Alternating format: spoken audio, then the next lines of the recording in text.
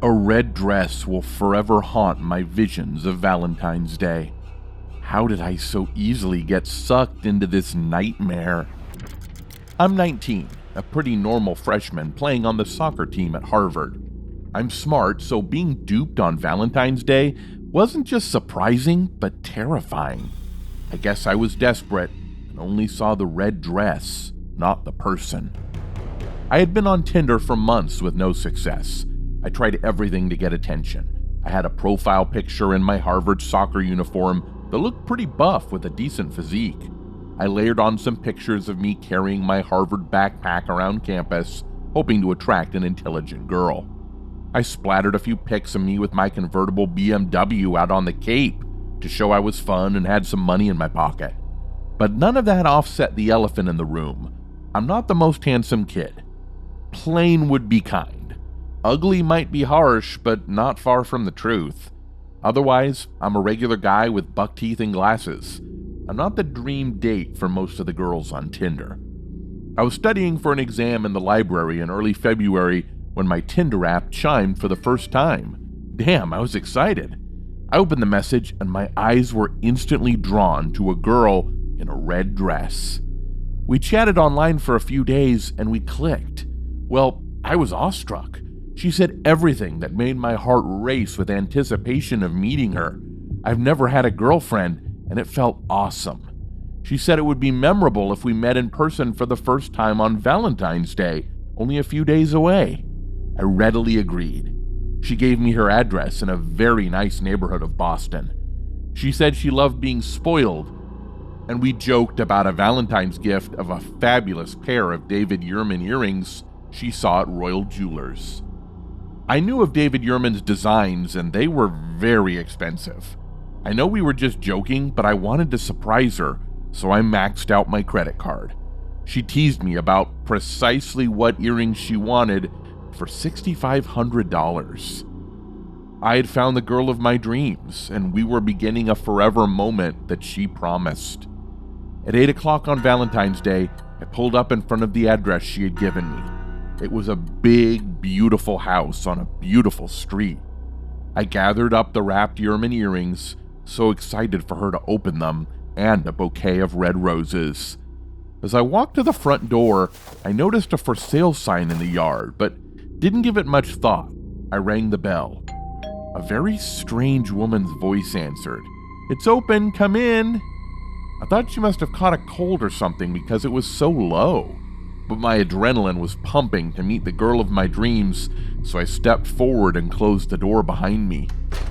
"I'm in here," came the voice again, and I followed that to a den. The red dress she had worn and the Tinder profile was on the desk. I was super stoked. Was this a game with her hiding with nothing on, wanting me to find her? "Where are you?" I laughed. "Did you bring me the Yurman you promised, my silly dear?" came the voice from behind the door. "Yes, I did," holding out the beautifully wrapped jewelry box. "Where are you?" "I'm here," a whisper came. I opened the closet door in the den, and my eyes opened wide. "Surprised," came a very deep male voice. "Happy Valentine's Day." And I was decked with a fist to the face. Out cold. When I came to, the man was gone, and the gift paper was torn on the floor. The roses were scattered, and the red dress was on the desk. I called the police. The house was furnished, but vacant, as the owner had died and was for sale by her son in Los Angeles. I had a black and swollen eye, and my wallet was empty. I was robbed in a setup tailored for a guy desperate for love. It was January, and the new year had passed with no one special in my life. I had been single since summer, and I was anxious to get back into dating and finding someone special. It was hard, but I pushed myself to go on Tinder, hopeful of finding the love of my life. My last relationship had ended sourly, holding me back from a full life. I had trust issues from having been cheated on. But after 2 or 3 hellos from men on Tinder, one man relaxed me. His name was Eduardo. Eduardo came on confident and had an instant humor that made me laugh. He was charming, natural, and flattering at the same time. He made me relax and laugh on the phone with his sensuous voice. I liked him instantly. The only problem was that I was studying at Rice University in Houston, and he was in San Antonio, working 4 hours away. But we chatted every day on the phone for several hours. We were developing a tight relationship despite never meeting in person. We made lots of plans for when we would always be together. When Valentine's Day arrived, Eduardo called and said a special Valentine's gift was delivered to my address. I ran to the door and a huge box was on the stoop.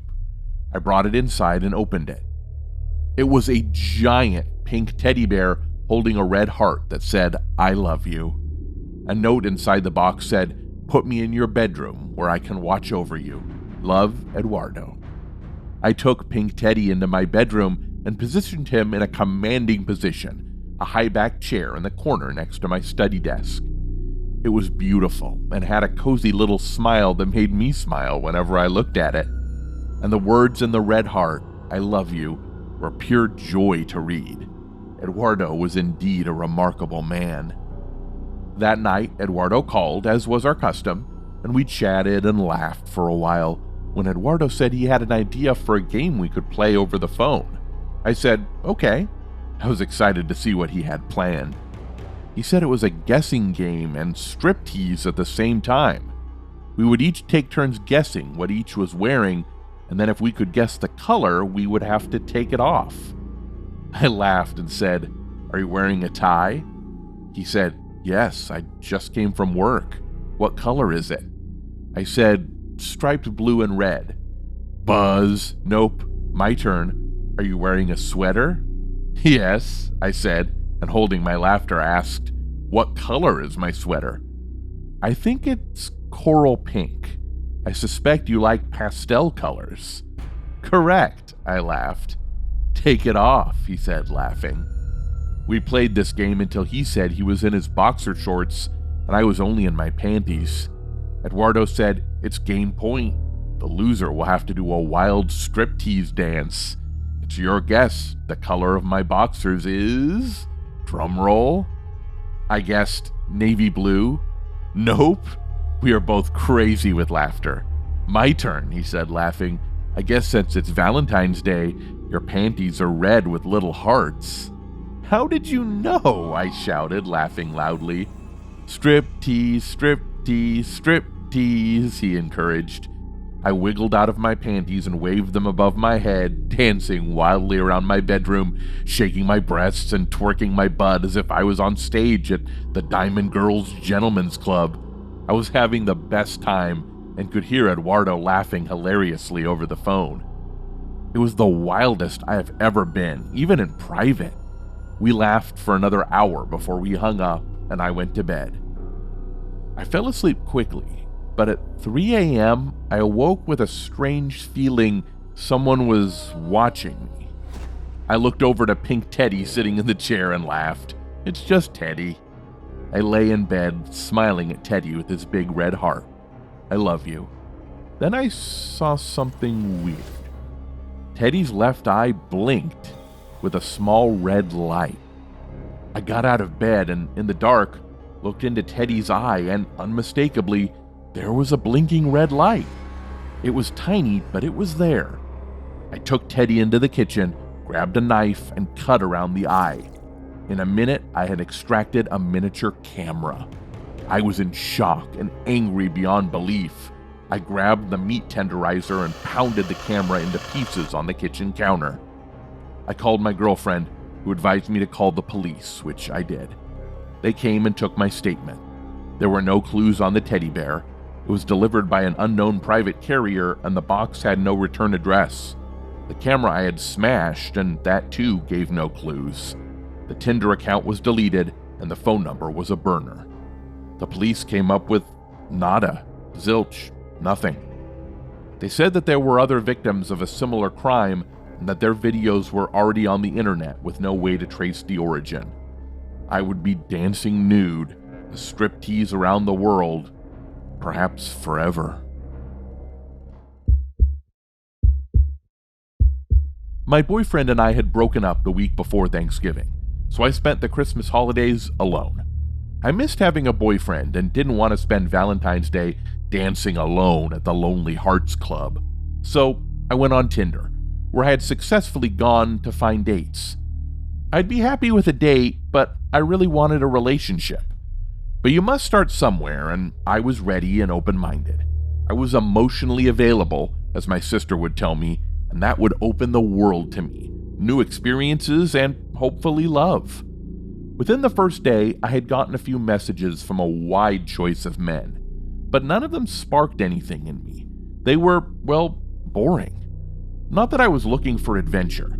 I was looking for just a little magic and spontaneity. Someone with a great sense of humor and playful in his nature. A little more out of the ordinary. The next day, 5 new messages appeared. One message in particular caught my attention. It was from a guy asking me out for Valentine's weekend. Hello, I'm looking for my star-crossed love who believes in love at first sight. Come with me to watch the stars on Valentine's Day. He said he had rented an Airbnb on the beach at Nag's Head. It's a 3-hour drive from Raleigh, and I have never met, let alone spoken with this man. His profile said he was a single dentist yearning for a match made in heaven. He sounded so romantic and struck each heart chord with every word. It was what I had dreamed of since I was a little girl, a magic meeting of 2 spirits. I was smitten, and I had never seen him in the flesh. It was that magic spontaneity. I held my breath and took the leap, messaging him back, yes. I drove to Nag's Head on Valentine's Day, chatting with my best friend. She didn't like the idea of me meeting a stranger in a remote part of the state for a weekend rendezvous alone. She repeatedly made me promise I would send her a message, just a smiley face, every hour on the hour, just so she would be comfortable that I was all right. I reluctantly agreed, and when I arrived at the Airbnb and saw a dark blue BMW with Virginia plates, I messaged 2 smiley face emojis and the location from my cell phone. I smiled, knowing my friend was trying to keep me safe with only the best intentions. I was nervous, as I had never done anything like this before, but I was more excited than nervous when I knocked on the door. After a few seconds, a man with a warm smile welcomed me. He was more handsome than his pictures. He took my overnight bag and said, "Let me show you around. This place is awesome. It has a spectacular beach view and it's remote from the other houses.